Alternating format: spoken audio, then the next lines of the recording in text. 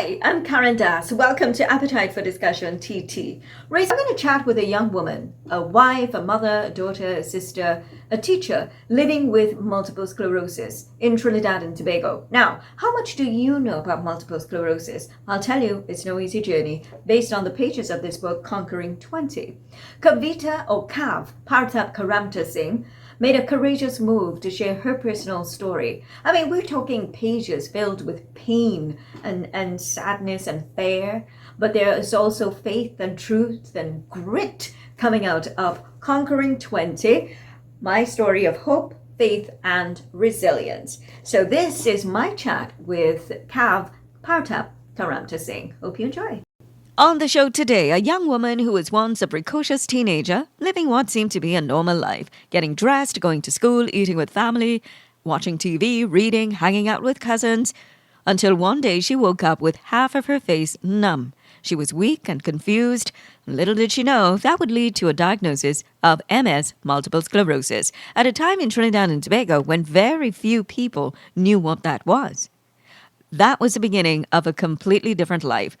A life that unfurls in the pages of her debut book, Conquering 20. Here is Kav Partap Karamthasingh. Thank you. It's so nice to be here. Well, I know you have lots of details in the book, but it's really important at this point to hear from you. What is multiple sclerosis? So, multiple sclerosis is a disease that, in Trinidad at least, or in a lot of places, still we don't have a lot of information about it. It is something that affects your central nervous system. So, your brain and your spinal cord is affected. What happens is that there are lesions or scars formed on your brain and spinal cord. And when you have these scars, it blocks nerve signals from your body. So these symptoms of sclerosis can be anything at all to do with your body. Your emotions, physically, your organs affect every single thing is affected by sclerosis. And because of the fact that most of the symptoms you will fight it internally, it is considered an invisible illness. Because to this day, actually, when I put on normal shoes and I'm walking around, you can't even tell there's anything wrong with me. I don't use any devices or anything like that, any aids at all. So you'd never know that something is wrong. But just as easily as you might see me walking around normal, happy, the next I might be completely down. I might have issues with my leg, and one of my leg might drag a little when I'm walking, so I might stomp my foot a little more, or my hand will be numb. That's actually something that's been coming up a good bit recently. I would just be having these numb feelings on my hands and the pins and needles. So there's a lot of things that happen that nobody would be able to tell. So that is MS. It's very easy to hide it, and I think most people with it, at least locally, I've realized most people with it prefer to hide it.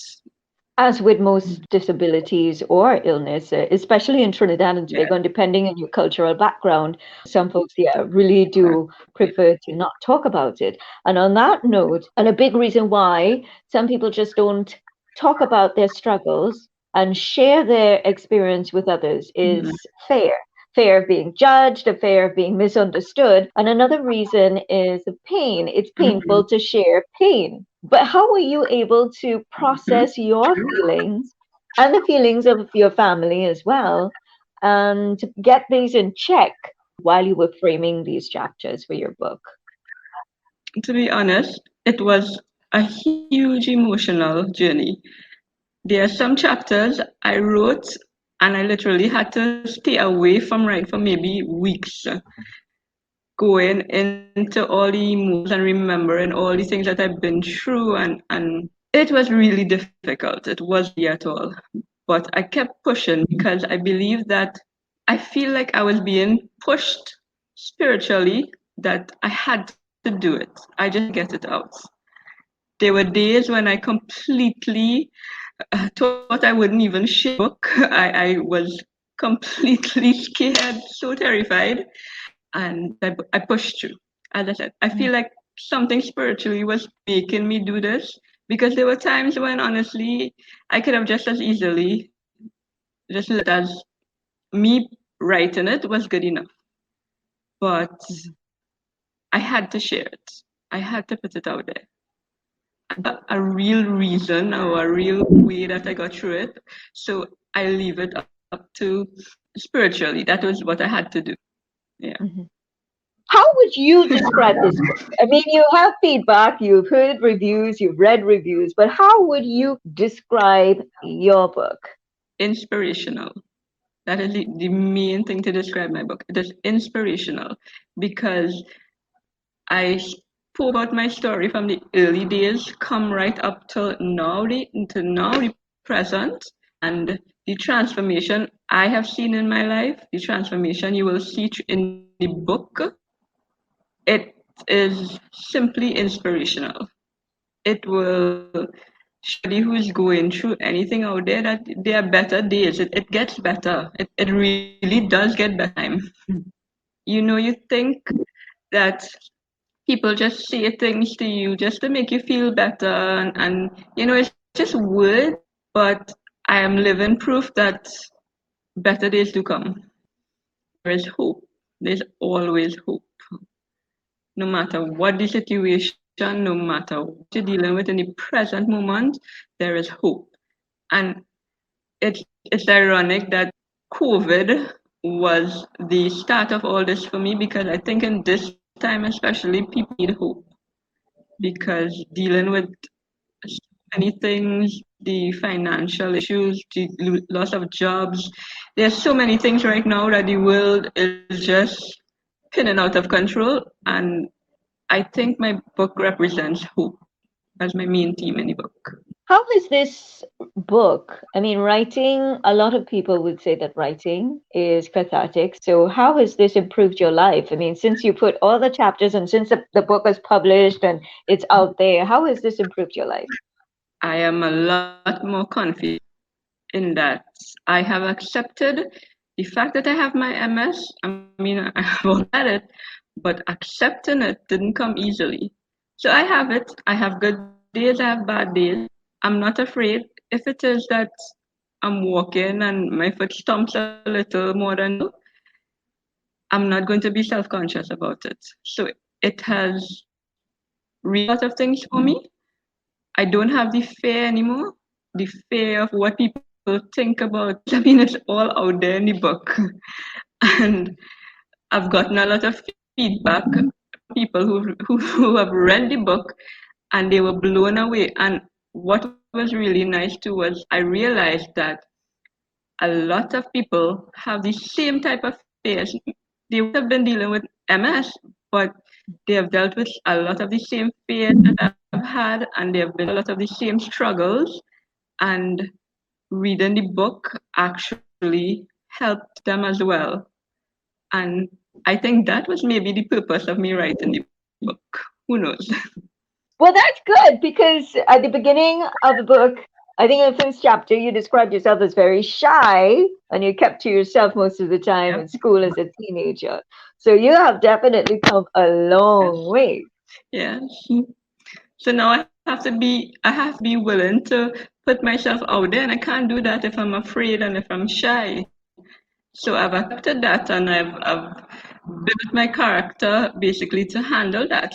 Even as simple as doing this interview, and I mean, it's being recorded, those things are something in the past I would never have done. I had an interview a couple of weeks ago with a doctor who is studying in the UK, specializing in the UK, and she wanted to interview me to show to the university in the UK. And I agreed. I didn't even think about it, and I was like, "Yes, yes, I'll do it." And she came and she interviewed me, and I mean, I did it. Went well. So you're still Went really well. conquering. Every day, I'm still conquering. Yes. Awesome. Would you say that there's a level playing field, or that there's fairness in Trinidad and Tobago when it comes to treating or dealing with those who are differently abled? I think we have come a long way, honestly. I don't know if I could say that it's level, but we have definitely come a long way. You would have seen that I meant in terms of when I was going to school, I did not know this at all, but I had to write A levels. That was the year after I was paralyzed. I actually wrote A level exams on the computer. So the school I was going to, upper level at the time, they contacted Cambridge and they got special arrangements made for me. So I was able to sit in a computer lab with my own invigilator and do my A level exams. And at UWE later on, I had exam. The first, honestly, I did not know it was accessible there. But the first exam I had to write, I tried really hard. I went, I sat down, and I wrote the entire paper, and my hand was numb for like days after. But I don't know. I think some other teachers, somebody told me to find out about it, and I found out that they actually have a unit in UE that deals with special arrangements for disabled persons. And I made the arrangements, and every time I had exams, they would give me my own room, my own invigilator, a computer to use, and I was able to do every single exam. Yeah, I didn't know. So there are a lot of things that is available to persons in Trinidad and Tobago, but it's just a matter of finding the information. But I still don't know if I would say level because there are a lot of people I involved with people in the special needs community and have a really hard time. It is a struggle. Not all these services are up to par, but we are there. We are moving forward. And I think the awareness is big difference. So my book is a lot to bring awareness, especially in a country like Trinidad and Tobago.